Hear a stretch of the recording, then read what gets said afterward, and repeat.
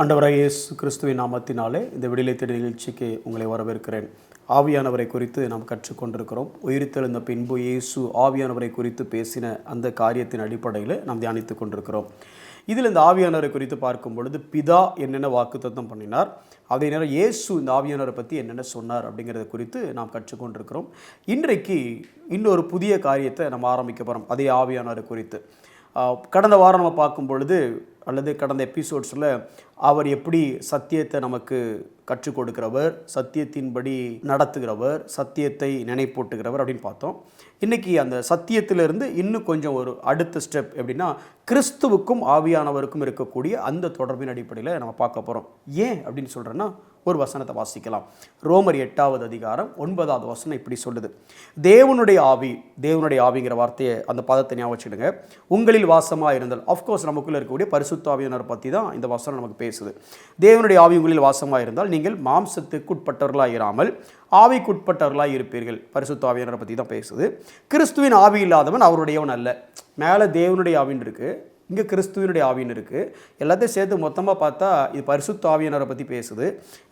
இதெல்லாம் நமக்கு தெரியும். ஆனால் தெரிஞ்சாலும் இன்றைக்கி நம்ம என்ன சொல்லுவோம், அல்லது இப்படி சொல்லட்டுமா, பிரதர் ரட்சிக்கப்பட்டீங்களா? பிரதர் ரட்சிக்கப்பட்டேன். ஏசு உங்களுக்குள்ளே வந்துட்டாரா? பிரதர் வந்துட்டார் பிரதர். அப்புறம் ஆவியானவர் வந்துட்டாரா பிரதர் அப்படின்னு கேட்குறாங்க. சரி, இப்போ நம்ம அதை டீல் பண்ண முடியாதுங்க. இருக்கட்டுமே, நீங்கள் யோசிங்க, அதெல்லாம் யோசிங்க. இந்த வசனத்தை வச்சு நீங்கள் யோசிச்சு பாருங்கள். நிறைய வசனங்கள் அதுக்கு அந்த கருத்தை நம்ம யோசிக்க சொல்லி பல வசனங்கள் நமக்கு சொல்லுது.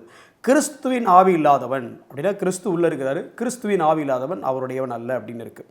இப்போ ஏன் இந்த கிறிஸ்துவின் ஆவி அப்படின்னா, இந்த பரிசுத்த ஆவியானவர் செய்யக்கூடிய மிகப்பெரிய இன்னொரு ரெஸ்பான்சிபிலிட்டி என்ன, ரிவீலிங் கிரைஸ்ட்.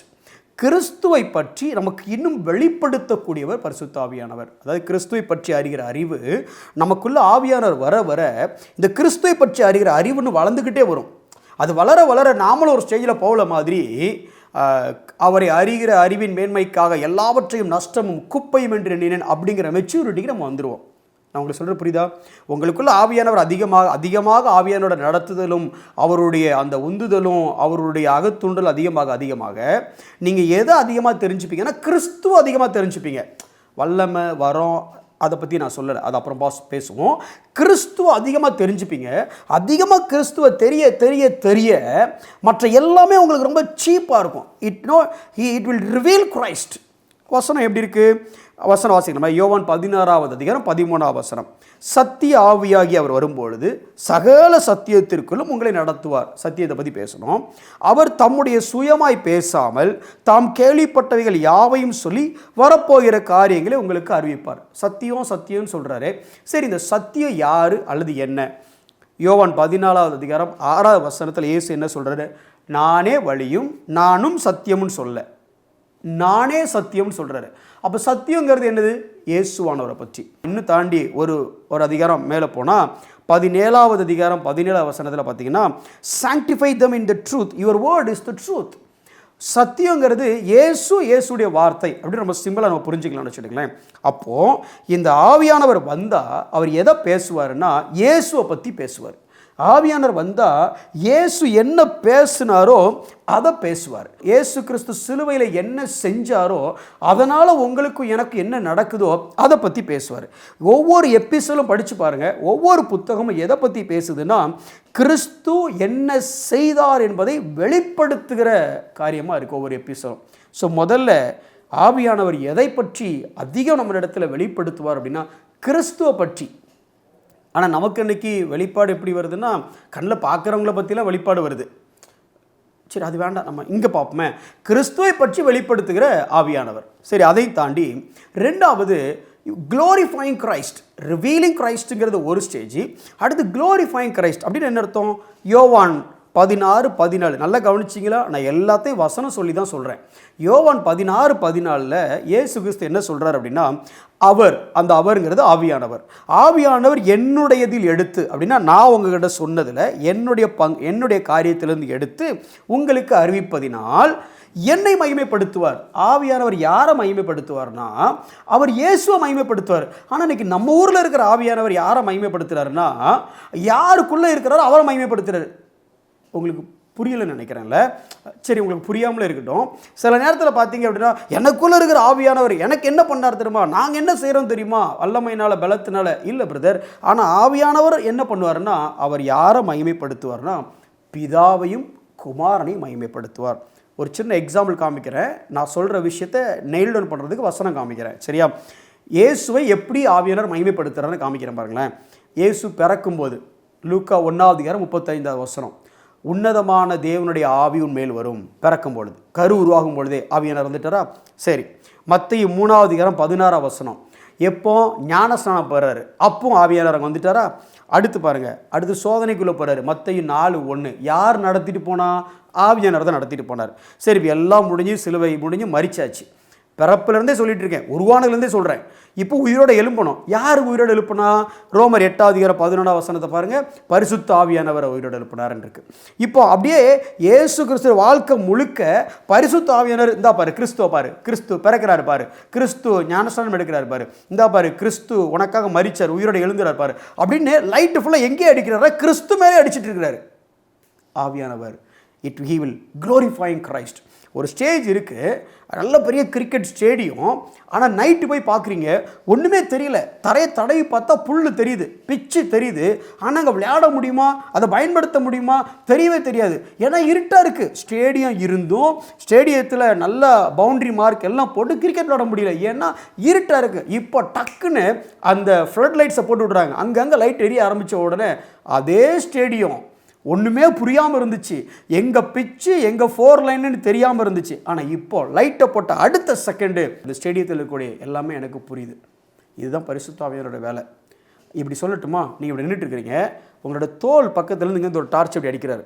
இந்த டார்ச் அடித்த உடனே இந்த வெளிச்சம் எல்லாரும் எங்கே பார்ப்பாங்கன்னா, இந்த டார்ச் எங்கேருந்து வருதுன்னு பார்க்க மாட்டாங்க, இந்த வெளிச்சம் எதை காமிக்குதுன்னு பார்ப்பாங்க. அப்போ நான் இந்த பக்கம் அப்படி டார்ச் அடித்தேன்னா இங்கே இருக்கிற எல்லாரும் அங்கே பார்ப்பாங்க. எனக்குள்ளே இருக்க பரிசுத்த ஆவியானவர் இப்படி டார்ச் அடித்து காமிக்கிறார். டார்ச் அடித்தா டார்ச் அடிக்கிறவனை பார்க்க மாட்டாங்க, டார்ச்சியோட வெளிச்சம் எந்த பக்கம் விழுதோ அங்கே பார்ப்பாங்க.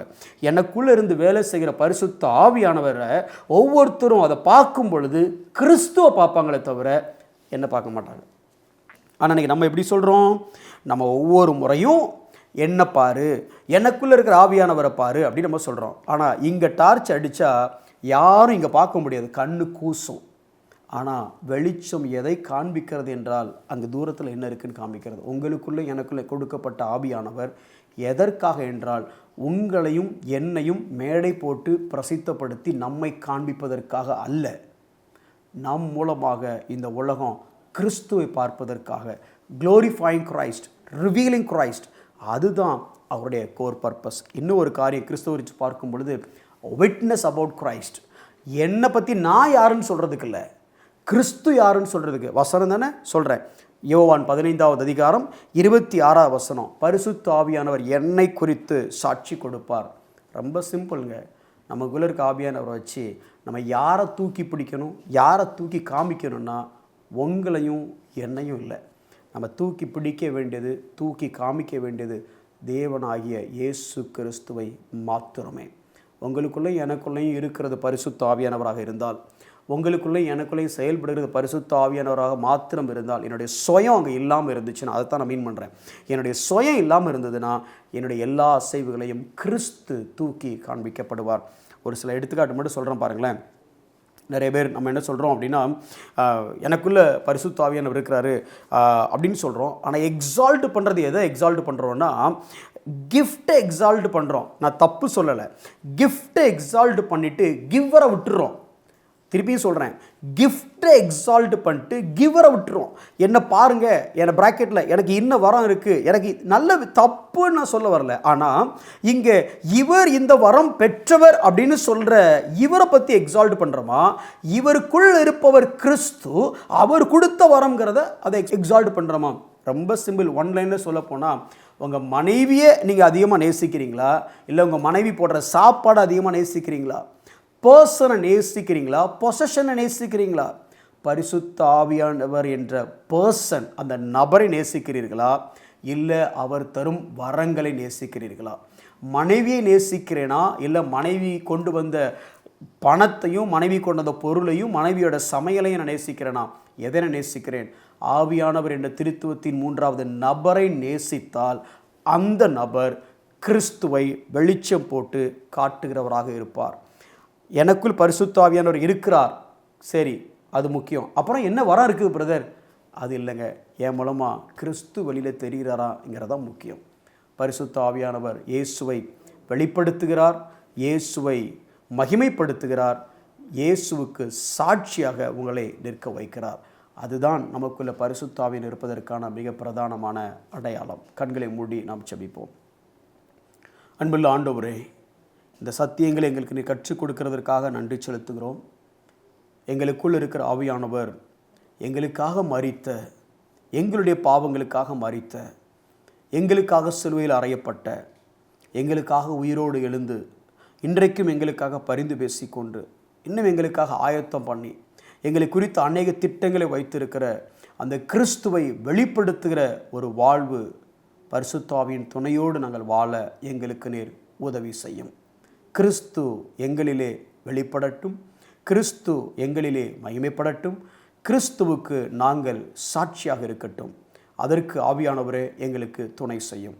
இயேசுவின் நாமத்தில் பிதாவே, ஆமென்.